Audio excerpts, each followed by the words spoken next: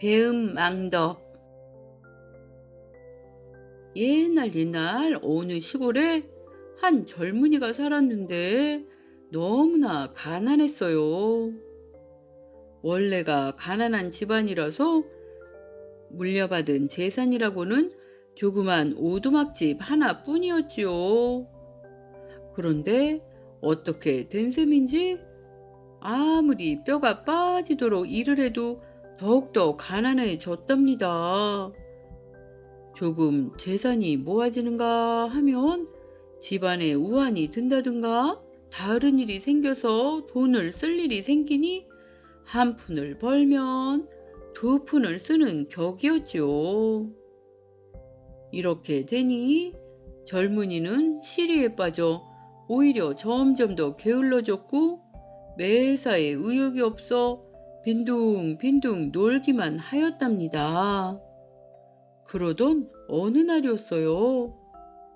젊은이가 문 밖에서 우두커니 앉아 먼 산만 바라보고 있는데 웬 스님이 한 사람 찾아왔죠. 스님은 아주 나이가 많고 옷차림이 초라한 그런 모습이었죠.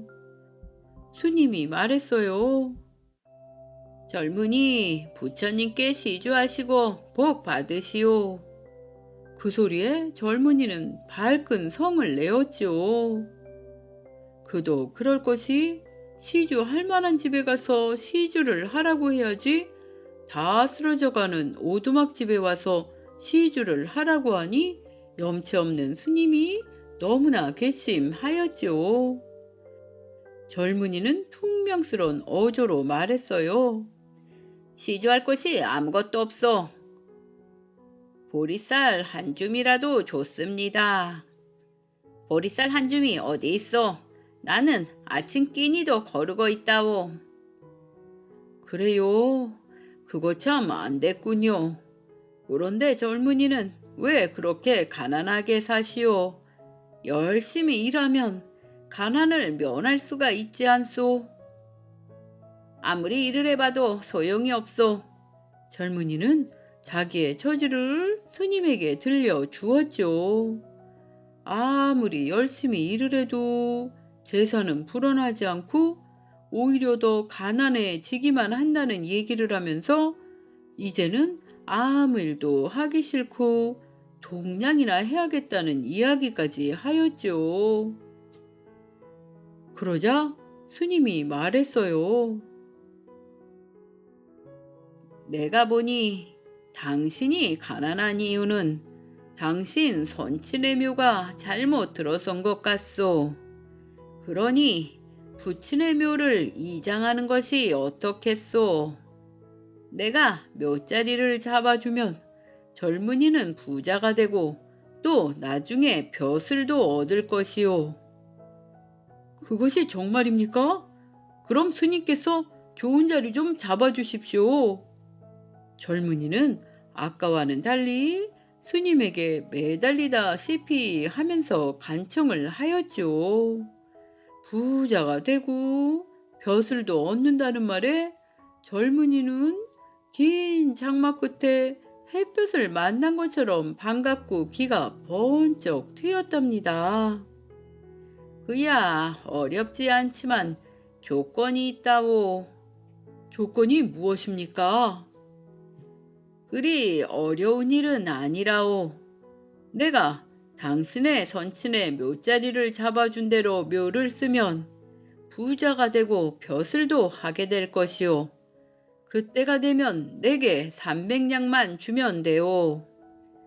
여부가 있겠습니까? 300냥보다 더한 것이라도 드려야지요. 그럼 계약을 합시다. 그러면서 스님은 소매 주머니에서 종이를 꺼내고 붓을 꺼내더니 계약서까지 작성을 하였답니다.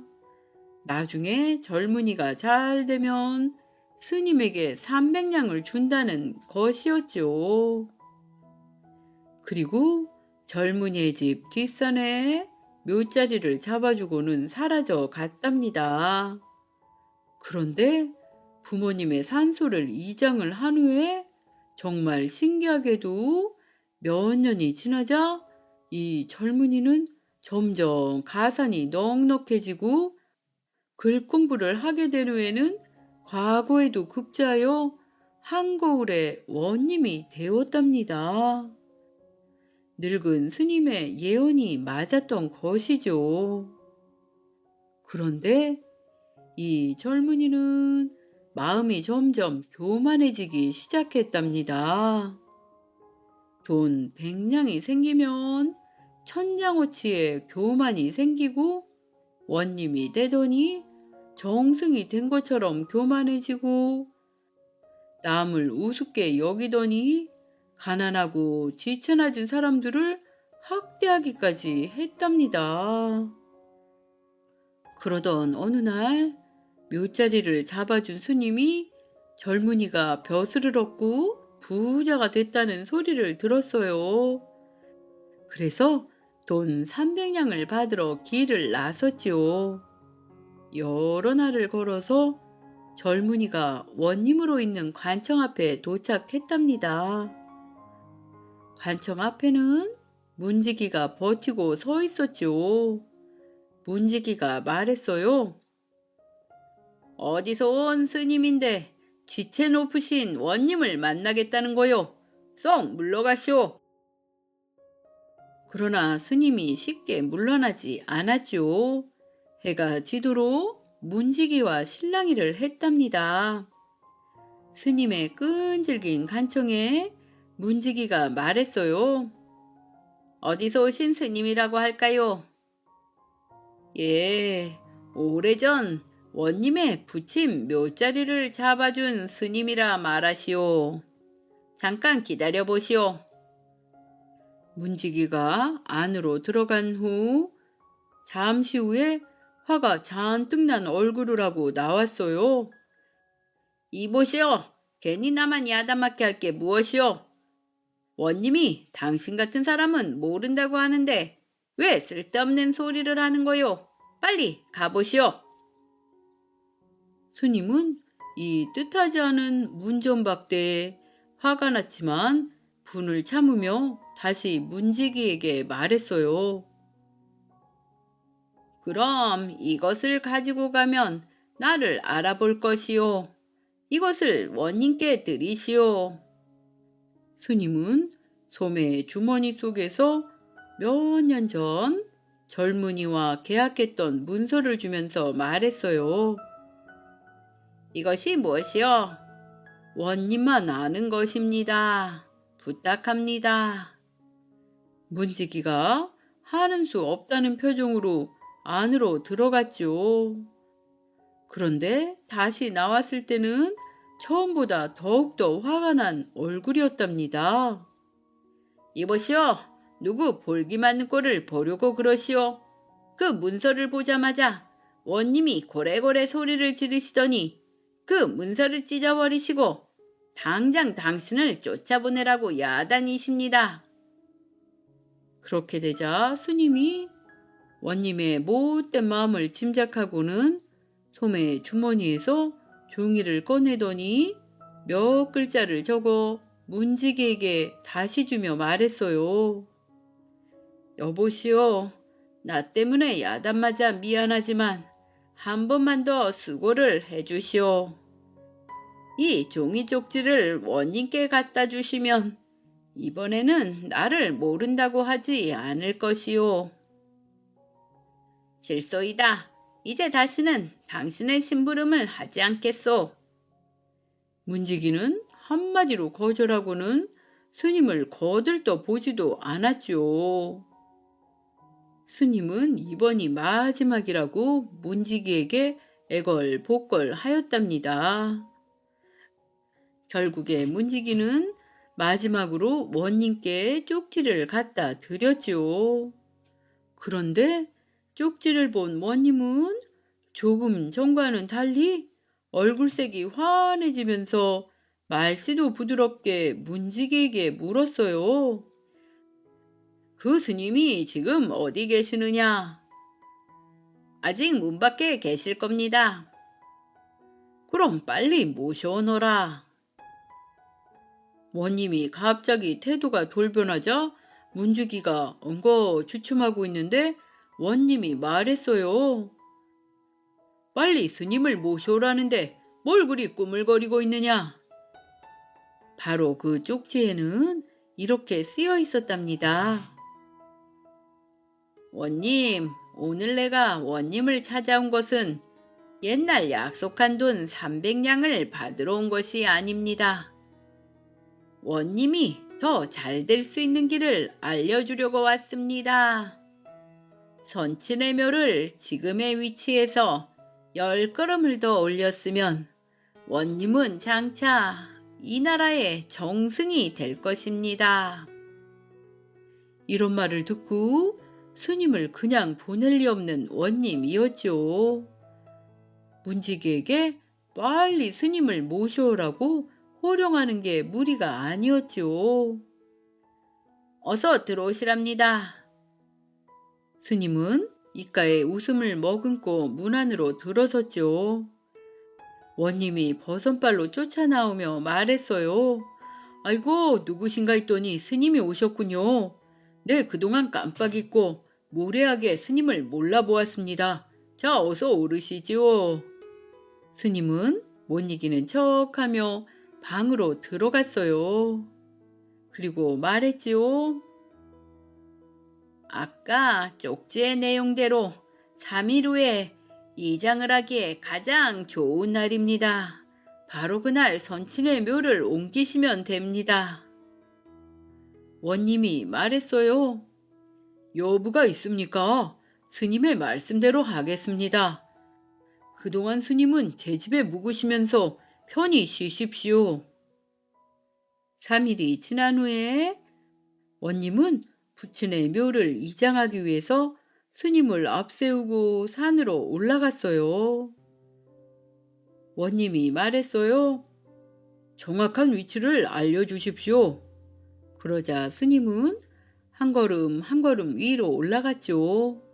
그리고 10걸음을 세고는 발을 멈췄어요. 여기 올시다.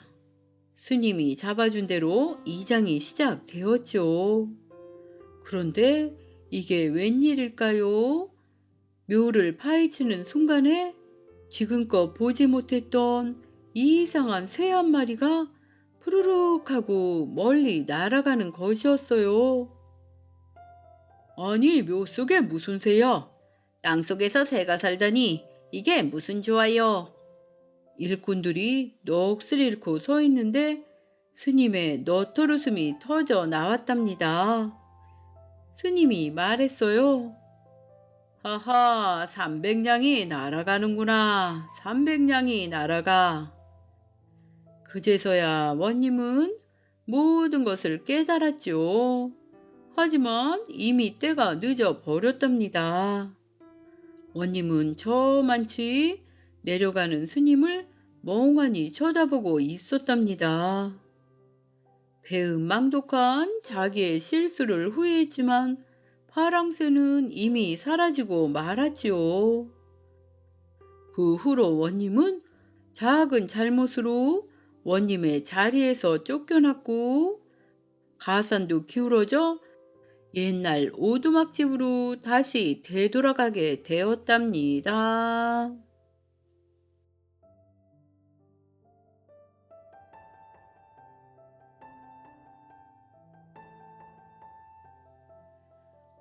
보리밥 팔진미.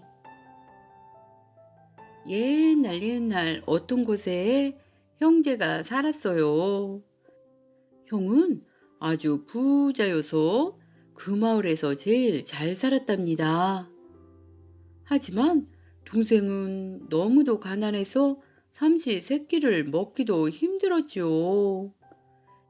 이렇게 동생이 가난하여도 부자인 형은 동생 일이라면 모른 체하고 지내고 동생도 형을 찾아 도와달라고 하지 않고 살고 있었어요.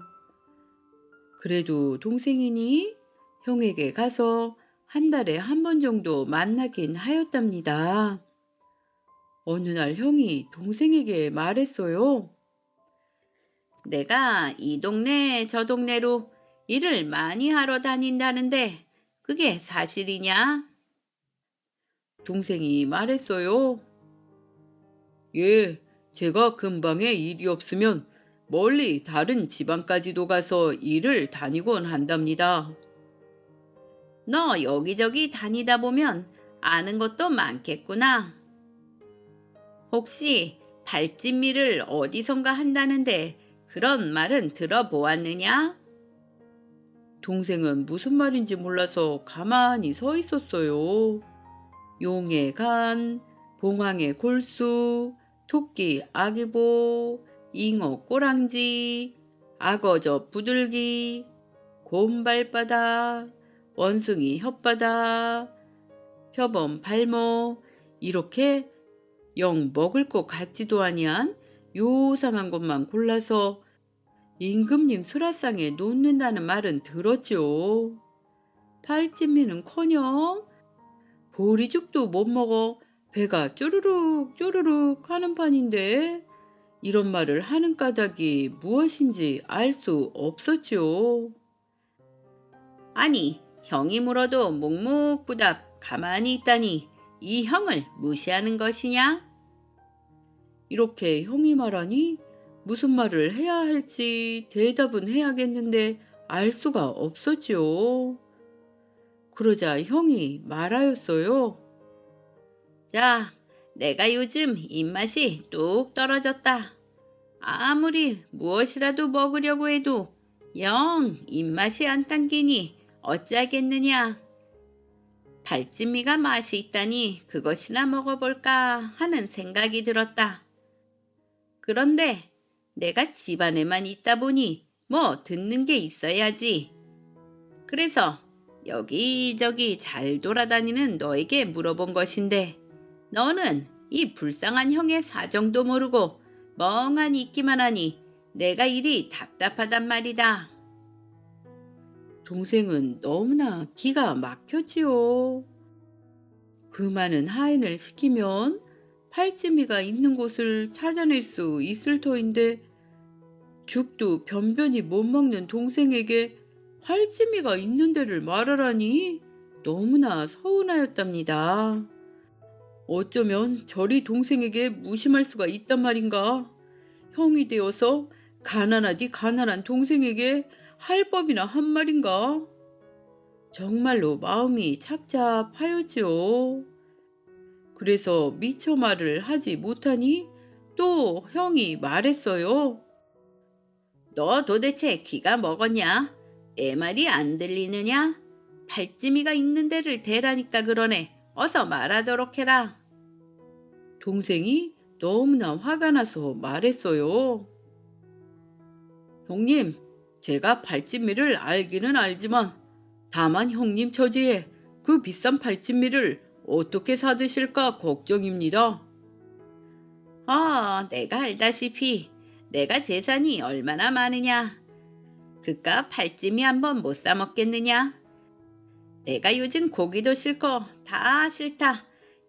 영 입맛이 없어 죽을 지경인데 입맛 당긴다는 발찌미가 아무리 비싸기로서니 왜 못 사 먹겠느냐. 어서 잔소리 말고 발찌미가 있는 곳을 안내나 하여라. 형님, 돈이야 있다지만 그 깊은 산 중에 가실 수 있을지 모르겠습니다. 발찜이라는 곳은 깊은 산 속에 나거든요. 곰발바닥, 원숭이 입술, 뭐 이런 것이 산 속에 밖에는 없어서. 그런데 형님이 그 험한 산을 넘으실 수 있을까요? 야, 너 말끝마다 이 형을 무시하려 드는구나. 내가 힘이 드니 안내를 안 하려고 요리조리 깨를 피우는 것이 아니냐? 이게 형제간의 우애란 말이야. 이 형이 입맛이 떨어져 죽겠다는데. 형이 이렇게 막말을 하니 동생은 더욱더 화가 났죠. 형님 너무하십니다. 제가 몸을 빼고 살이다니요. 여러 맛 할 것 없이 내일 아침 일찍 그 발찌미가 있는 산에 가봅시다. 단단히 준비를 하고 오십시오. 이튿날 형은 동전을 두둑히 몸에 걸치고 동생은 보리밥 한 덩이를 차고 산에 들어갔죠. 형은 기대에 부풀었어요. 드디어 임금님이나 드신다는 팔찌미를 내가 먹어보는구나. 그런데 팔찌미를 구할 수 있는 곳은 너무나 멀었답니다. 깊은 산중이라 산도 아주 험했지요. 그리고 가도 끝이 없었답니다. 점심때가 거의 다 되었지요. 동생은 가난했지만 일을 계속 다니니 평지도 잘 걷고 산길도 잘 걸었지만 형은 집안에서만 살아서 험한 길을 처음 걸으니 너무나 힘이 들었지요. 팔찌미가 있다는 산에 들어서서 계속 걷고 산에 오르기만 하니 기진맥진하였답니다. 이제 얼마만큼 온 것이냐? 거의 다 왔겠지? 아니요. 이렇게 깊은 산 중에 있단 말이냐? 그러니 귀한 음식이죠. 하긴 그렇다만 힘이 드니 좀 쉬자. 네, 그러죠. 아직도 멀었냐?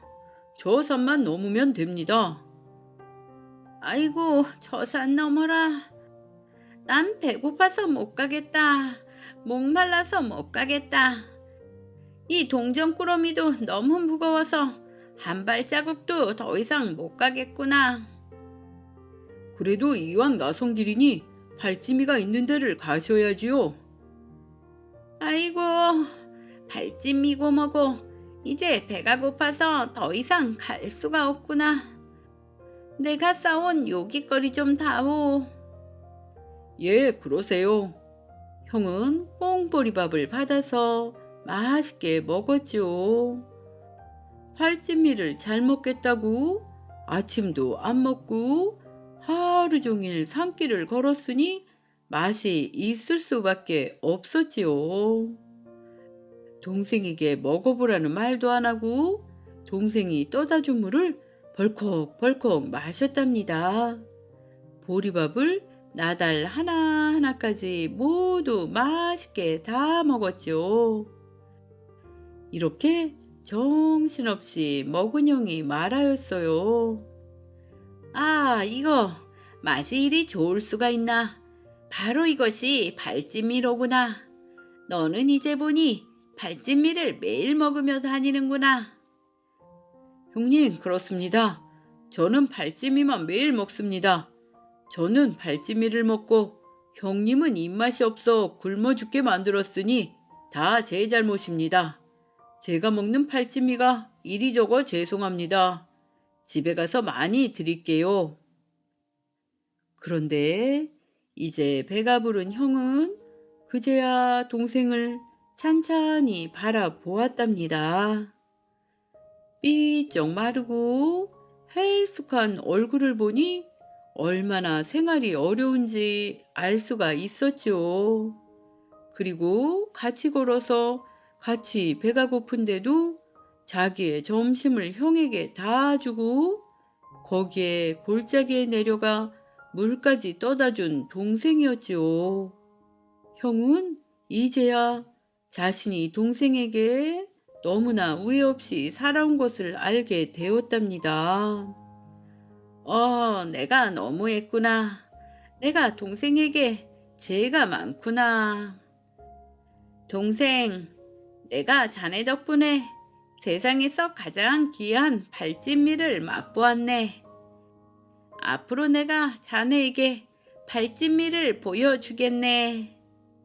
그리고 산을 내려간 형은 동생에게 집도 새로 지어주고 땅도 나누어 주었답니다. 그리고 이 형제는 오랫동안 우애 좋게 잘 살았답니다.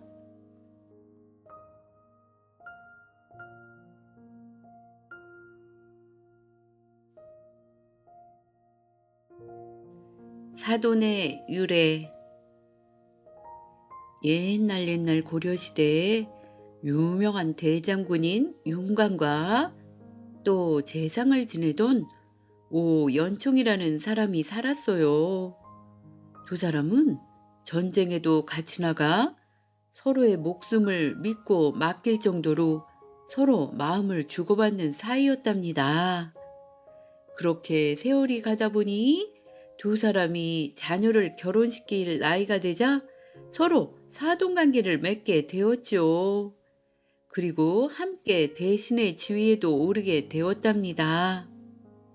나중에 세월이 흘러 관직에서 물러나 나이가 들어서는 서로 자그마한 시내를 사이에 두고 멀지 않은 곳에 살면서 종종 만나 고생하던 이야기를 주고받으며 살고 있었답니다.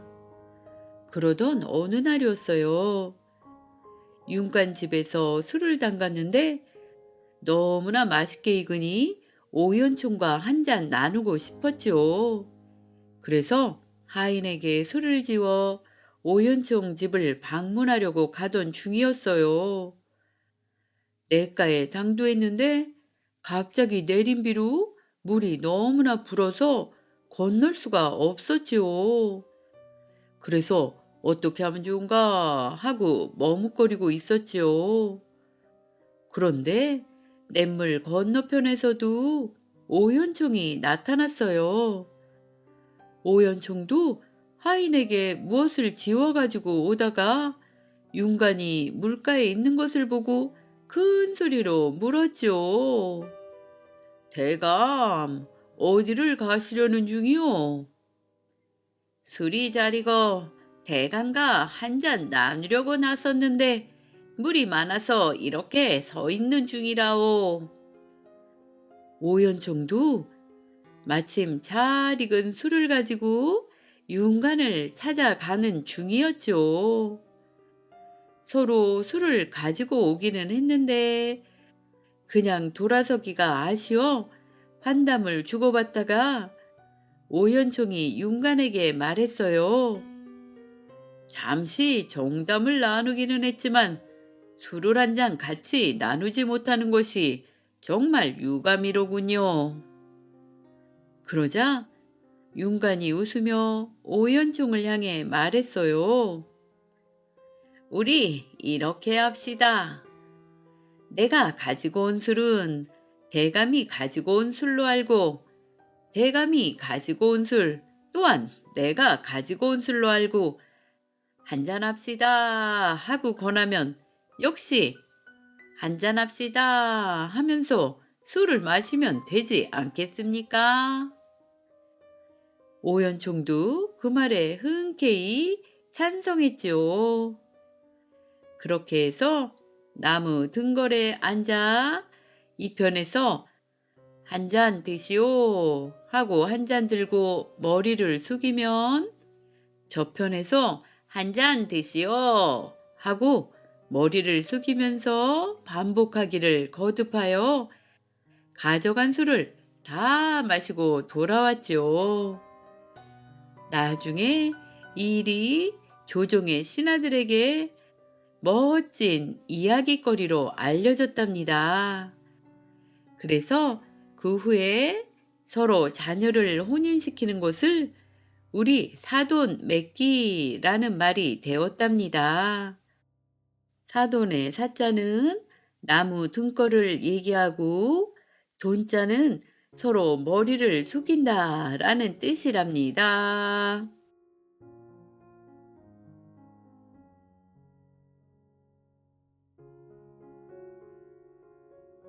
은혜 갚은 다람쥐.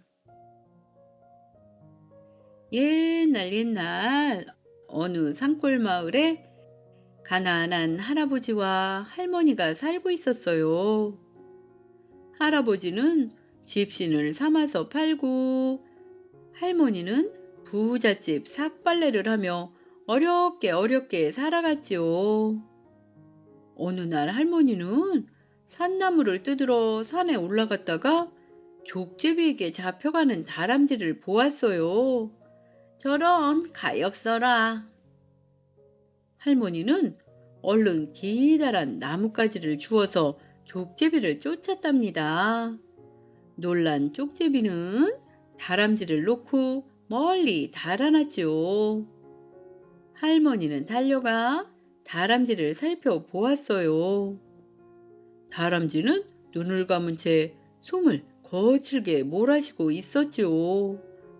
옆구리에는 족제비의 이빨 자국이 나 있었어요. 할머니는 치마를 찢은 다음에 다람쥐의 상처를 싸매 주었지요. 그리고는 집으로 데려와 정성껏 돌봐 주었답니다. 한참 만에 정신을 차린 다람쥐가 겁먹은 표정으로 방안을 이리저리 살폈어요. 할머니가 말했어요. 이제 마음 놓으렴. 아무도 해치지 않을 테니. 할머니의 말에 다람쥐가 주르륵 눈물을 흘렸답니다. 할머니는 다람쥐를 조심스레 품에 안고 등을 토닥여 주었죠. 그날부터 할아버지와 할머니는 다람쥐와 함께 살았어요. 상처를 치료해 준 후에는 도토리와 밤을 주워다 먹이면서 따뜻이 보살폈지요. 다람쥐의 상처가 아물자 할아버지는 쳇바퀴를 만들어 주었어요. 다람쥐는 쳇바퀴를 달달 돌리며 재롱을 피웠죠. 자식 없이 쓸쓸히 지내던 할아버지와 할머니의 얼굴에는 웃음꽃이 활짝 피었답니다. 몇 달이 지나자 다람쥐는 새끼를 5마리나 낳았어요. 할아버지와 할머니는 기뻐하며 새끼들을 잘 보살펴 주었죠. 그렇게 몇 년이 지나자 다람쥐들은 수백 마리로 불어나서 집안은 온통 다람쥐들로 버글버글하게 되었답니다. 할아버지와 할머니는 다람쥐의 먹이를 구하는 일이 점점 힘에 부쳤지요. 그러다 보니 살림이 어려워져 끼니를 거르는 날도 많게 되었어요. 어느 날 할아버지가 다람쥐들에게 말했어요. 우리 부부는 이제 너무 늙어서 우리 밥벌이도 힘들게 되었구나. 그러니 오늘부터는 산에 들어가 너희들끼리 살도록 해라. 할아버지가 말하는 동안 할머니는 눈물을 훔쳤답니다. 정든 다람쥐들과 헤어지려니 너무나 마음이 아팠지요. 다람쥐들도 눈물을 흘리며 집을 떠나갔어요. 어느덧 해질 무렵이 되었어요. 집을 떠났던 다람쥐들이 쪼르르 집으로 몰려왔어요. 다람쥐들의 양 볼주머니가 터질 듯 불룩했지요. 그리고 다람쥐들은 볼주머니에 있던 것들을 모두 뱉어냈어요. 이건 나다리 아니냐? 두어 말은 될 것 같구나. 기특도 하지. 하지만 굶어 죽을지언정 남의 것을 먹을 수는 없단다. 할머니가 다람쥐를 쓰다듬으며 말했어요. 그러자 할머니가 구해주었던 다람쥐가 고개를 살래살래 저었어요. 그리고는 할머니의 치맛자락을 물고 바깥으로 이끌었답니다. 할아버지와 할머니는 다람쥐가 이끄는 대로 따라갔지요. 다람쥐는 가을거지가 끝난 텅 빈 논으로 쪼르르 달려갔어요. 아, 다람쥐들이 추수하다 흘린 벼이삭을 물어왔네요. 할머니의 말에 할아버지도 고개를 끄덕였지요. 할아버지와 할머니는 다람쥐들의 기특한 행동에 마음이 뭉클해졌답니다. 그날부터 다람쥐들은 날마다 부지런히 나다를 물어다 주었어요. 할머니가 세상을 떠나고 몇 년이 지나서 할아버지도 돌아가시게 되었지요. 할아버지가 돌아가시기 전에 다람쥐들에게 말했어요. 너희들 덕분에 편안히 살다 간다. 내가 죽거든 할머니 옆에 나란히 묻어다오. 다람쥐들은 눈물 흘리며 할머니 무덤 옆에 매자리를 파놓았어요. 그리고 마을 사람들을 데려가 할아버지를 그곳에 묻어 주었답니다. 그리고 다람쥐들은 모두 산으로 들어갔지요. 홍시를 구해온 아들. 옛날 어느 마을에 자기 어머니에게는 물론이고 동네 어른들께도 예의 바르고 마음씨 착하기로 소문난 효자가 살고 있었어요. 효자는 어머니가 원하는 것이라면 자기가 할 수 있는 것은 다 해드리려고 노력하였죠. 어느 날이었어요. 8월 땡볕이 사람이 숨도 못 쉴 정도로 내려지고 있는 날이었죠. 마루 위에 어머니는 누워있고 아들은 그 곁에서 어머니에게 부채질을 해주고 있었어요. 한참을 아들이 붙여준 부채바람을 쐬고 있던 어머니가 말했어요.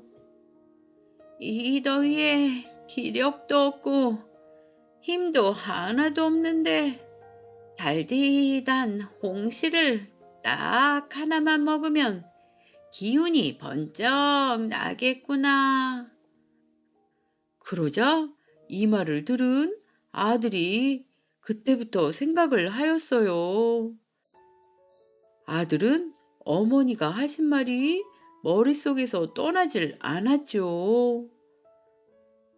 어머니께서 홍시 한 개만 드시면 기운이 날 것 같다고 하시는데 얼마나 드시고 싶으셨으면 그러셨을까? 이렇게 생각하니 마음이 무거웠죠.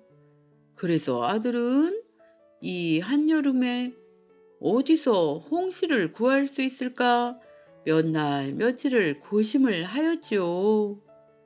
그러다가 아들은 직접 홍시를 찾아다니기로 결심을 하였답니다. 그래서 아들은 이 마을 저 마을을 돌아다니면서 홍시를 찾아보았죠. 그렇지만 더운 여름에 어느 집 하나 홍시가 있는 집은 없었죠. 그래서 아들은 할 수 없이 또 생각하였어요. 가까운 근방에는 다 돌아다니면서 찾아보았지만 홍시를 구할 수가 없구나. 아무래도 좀 더 멀리 가보아야겠다. 그래서 아들은 산을 넘고 또 계곡을 지나 멀리까지 왔는데도 홍시는 그림자도 찾을 수가 없었지요. 몇 날 며칠을 돌아다니면서 홍시를 찾았지만 아무 보람이 없자 아들은 땅이 꺼져라 한숨을 쉬면서 어머니가 얼마나 상심하실까 이렇게 생각하니 어깨에 힘이 하나도 없었지요. 이런저런 생각을 하면서 걷다 보니 어느새 해가 서산으로 넘어가고 있었지요. 그래서 아들은 서둘러서 산을 내려와 자기가 하룻밤 머물고 갈 집을 찾아보았어요.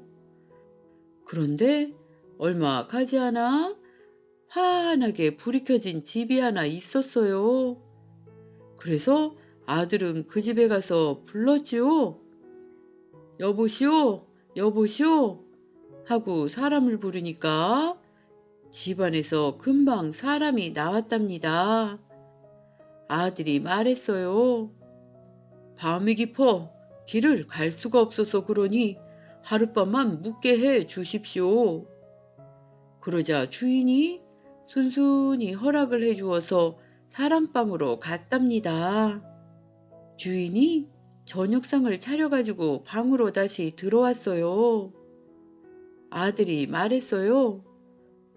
그런데 무슨 연유로 이 야심한 밤에 온 집안에 불을 환히 켜 두셨습니까?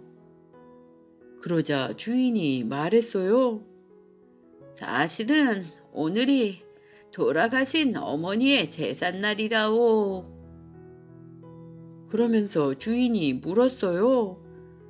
그런데 무슨 일이 있기에 이 밤중까지 돌아다니는 겁니까? 그러자 아들은 주인에게 자기가 이렇게 돌아다니는 이유를 말해 주었죠. 아들 말을 끝까지 다 들은 주인이 아들에게 말했어요. 정말 효심이 대단하오. 하늘이 내린 효자요. 그래서 하늘도 그 효심에 감동하여 복을 내려주신 것 같소. 사실 오늘 제사상에 올리려고 봉시 5개를 광 속에 잘 보관하였다가 당에 차려 놓았소. 그 홍시를 가져다 당신 어머니께 드리시오. 하고 말하는 것이었어요.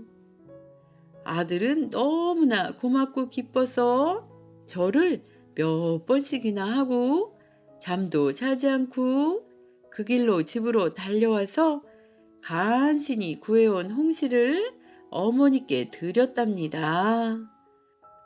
홍시를 드신 어머니는 기운이 절로 난다면서 기뻐하셨고 그 모습을 본 아들은 너무나 기뻐하며 마음속으로 귀한 홍시를 준 주인께 다시 한번 감사하였죠. 그 이후로도 효자 아들은 어머니께 효성을 다하며 행복하게 오래오래 잘 살았답니다.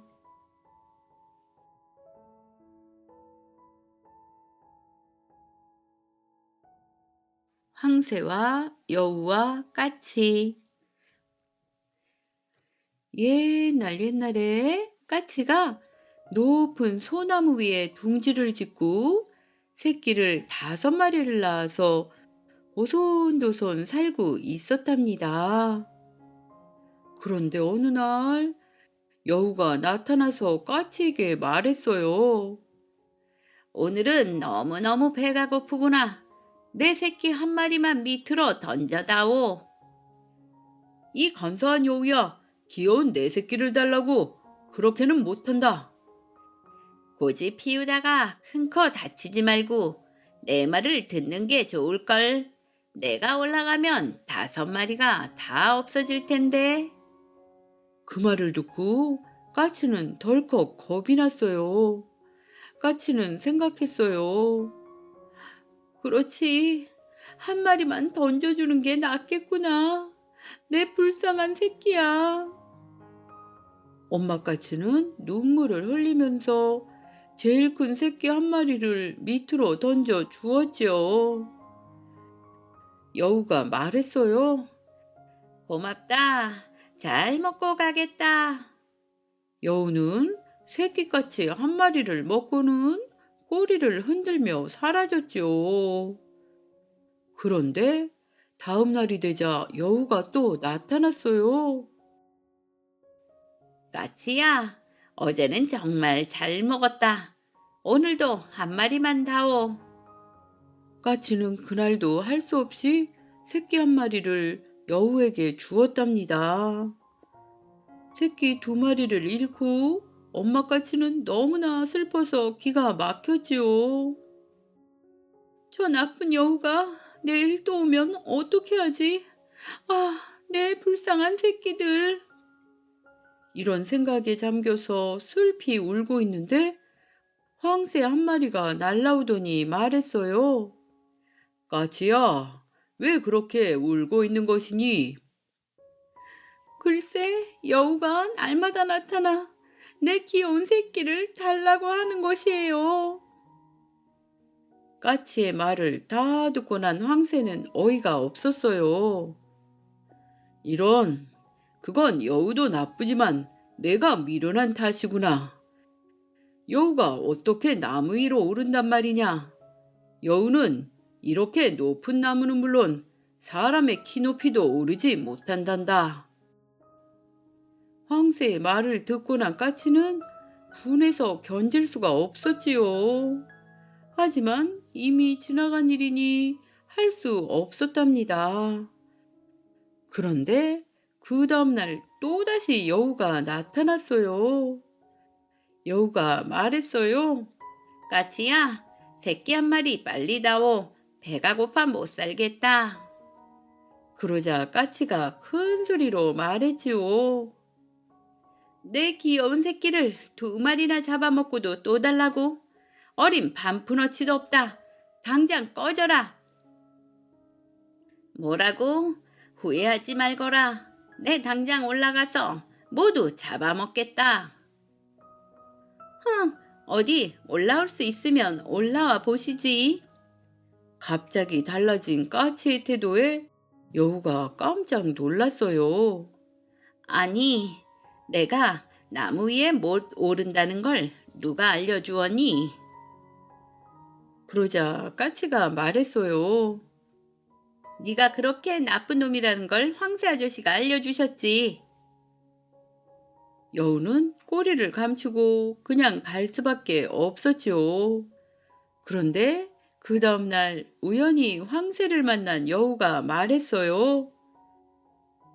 황새님, 마침 잘 만났습니다.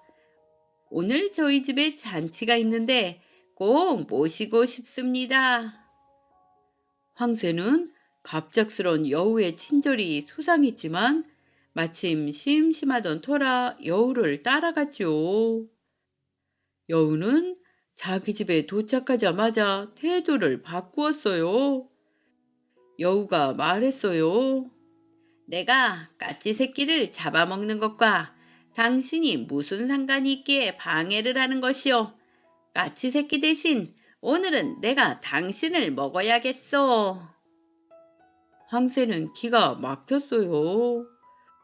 굴속만 아니라면 훌쩍 날아오르면 될 텐데 그럴 수가 없었지요. 그때 마침 밖에서 바람 소리가 요란하게 들렸어요. 그래서 황새가 깨를 썼지요. 잡을 테면 잡아먹어라. 나를 먹기 전에 내가 먼저 보스의 총에 맞아 죽게 될 것이다.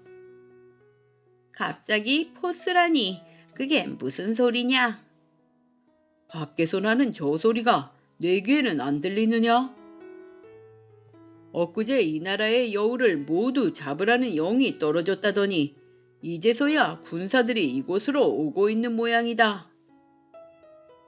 여우가 들어보니 정말로 밖이 시끄러웠지요. 여우는 허둥지둥 숨을 곳을 찾았죠. 그렇지만 좁은 굴 속에 숨을 곳이 없었답니다. 그러자 여우가 말했어요. 아이고 황새님, 제발 당신의 큰 날개 속에 저를 좀 감추어 주십시오. 여우는 황새 꽁무니에 매달리며 사정을 했답니다. 그 틈에 황새는 재빨리 굴을 벗어나 힘차게 하늘로 날아 올라갔지요. 그런데 그때 황새가 막 날아오르려는 순간 여우에게 발꿈치를 물렸답니다. 그래서 그때 이후로 황새의 발꿈치에는 붉은 상처가 생기게 되었답니다.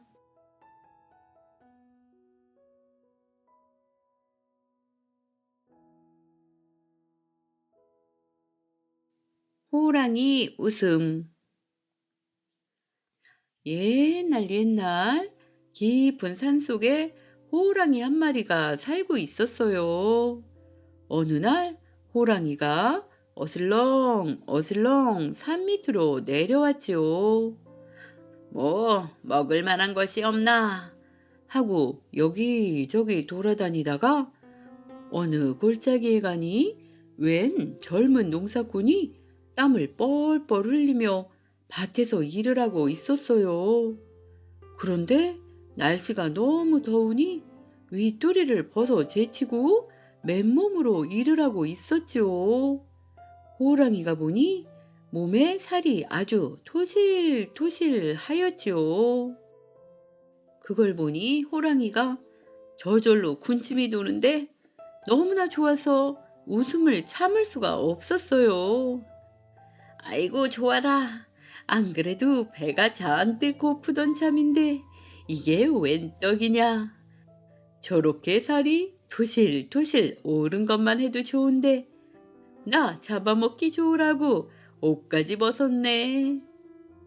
호랑이는 자기 좋을 대로 생각하고는 너무나 좋아서 웃음을 못 참았어요. 그런데 한바탕 실컷 웃고 나서 농사꾼을 잡아먹었으면 좋겠는데 여기서 웃다가는 농사꾼이 알고 도망갈 게 뻔하니 그럴 수가 없었지요. 웃기는 웃어야겠고 여기서는 못 웃으니 어떻게 할 수가 없었어요. 그래서 호랑이는 생각다 못해 웃음을 꾹꾹 눌러 참고는 산을 하나 넘어갔답니다. 산을 하나 넘어가서 농사꾼이 안 보고 못 듣는 데서 실컷 웃었지요. 아이고 좋아. 저 바보 같은 게 나 잡아먹기 좋으라고 옷까지 벗고 있네. 아이고 좋아. 이렇게 배를 잡고 떼굴떼굴 구르며 실컷 웃고 나자 이제 잡아먹어야겠다 하고 도로 산을 넘어갔지요. 농사꾼이 일하고 있는 골짜기로 간 것이죠. 그런데 가보니까 농사꾼이 없었답니다. 벌써 일을 다 하고 마을로 내려간 것이죠.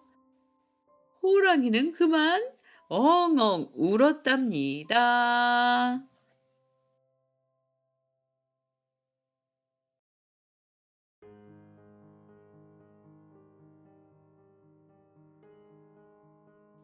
복덩어리 아들. 옛날 옛날 한 나무꾼 부부가 살고 있었어요. 그런데 같은 마을에 황부자라는 큰 상인이 있어서 매번 그 집에 나무를 팔아서 그 돈으로 겨우겨우 하루치의 양식을 구해서 겨우겨우 먹고 살았지요.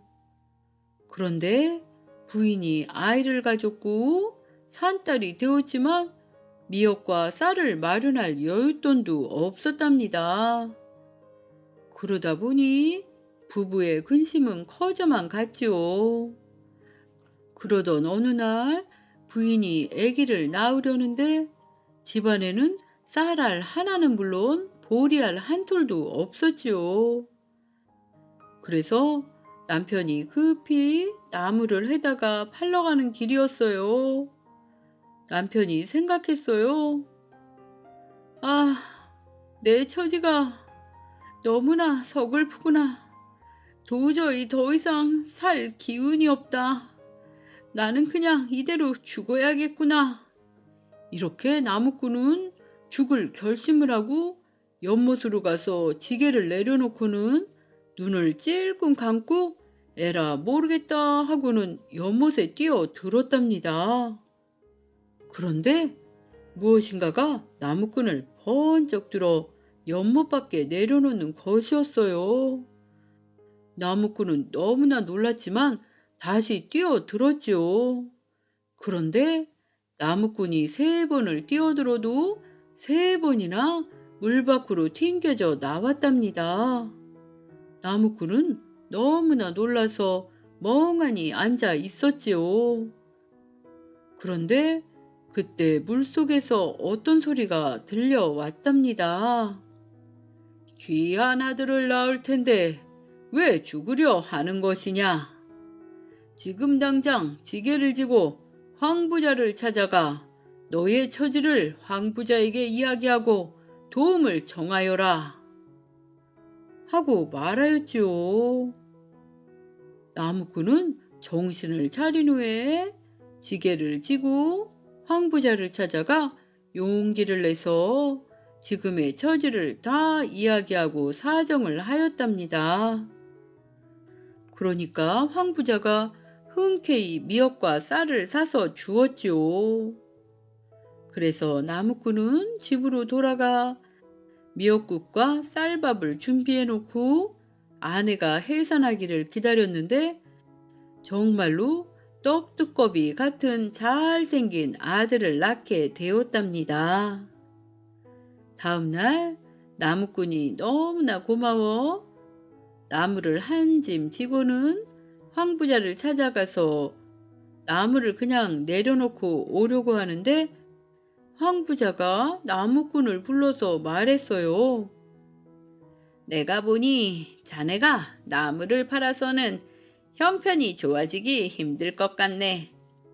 내가 돈을 빌려줄 테니 장사를 해보는 것이 어떻겠나. 오늘 처음 들어온 어선의 고기를 한 번에 다 사서 팔아보게나 하고 말하면서 큰 돈을 빌려 주었답니다. 그래서 나무꾼은 황 부자가 시키는 대로 어선이 들어오는 폭으로 가서 고기를 한 배 가득 샀답니다. 그런데 희한하게도 그날따라 다른 어선들이 들어오질 않아 고깃값이 글쎄 배가 올라 많은 돈을 벌게 되었답니다. 그래서 이 돈을 한 푼도 속이지 않고 황 부자에게 그대로 가져다 주었어요. 황 부자가 말했어요. 자, 이 돈을 가지고 이웃마을 부잣집에 창고에 든 곡식을 창고채로 다 사게나. 나무꾼이 황 부자의 말대로 하였더니 그 해에 흉년이 들어 곡식값이 치솟아 나무꾼은 큰 돈을 벌게 되었답니다. 정말로 아기를 낳고 나서는 재산이 점점 불어나 나무꾼은 큰 부자가 되었고 형편이 점점 더 풀리더니 아들은 나중에 정말로 삼정승이 되었답니다. 나무꾼은 복덩어리 아들 덕분에 평생 동안 행복하게 잘 살았답니다.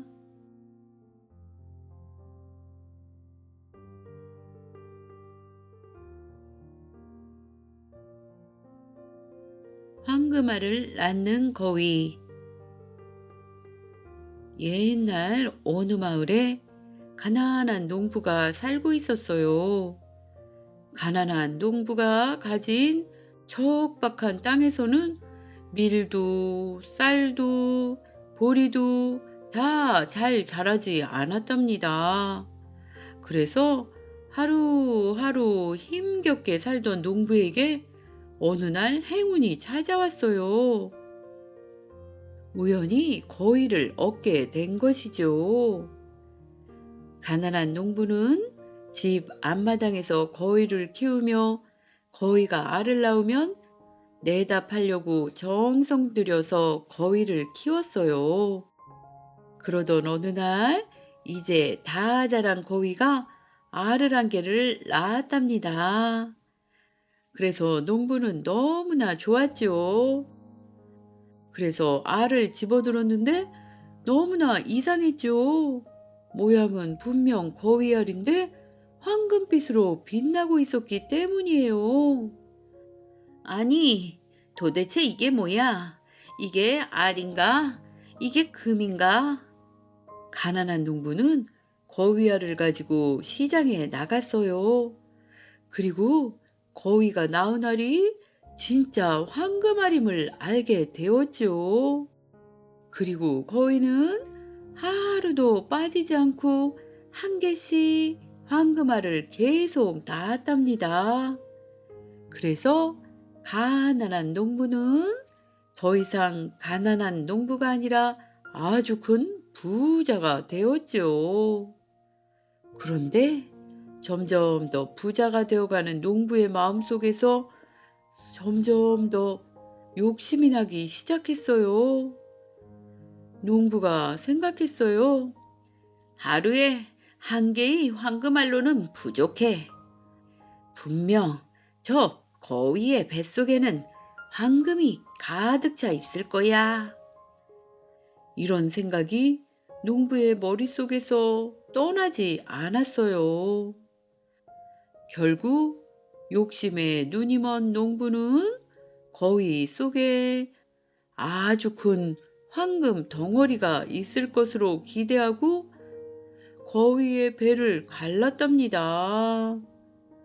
그렇지만 황금알을 낳는 거위는 보통 거위와 똑같았지요. 거위의 뱃속에는 아무것도 없었답니다. 결국에 농부는 거위도 잃고 황금도 잃게 되었답니다.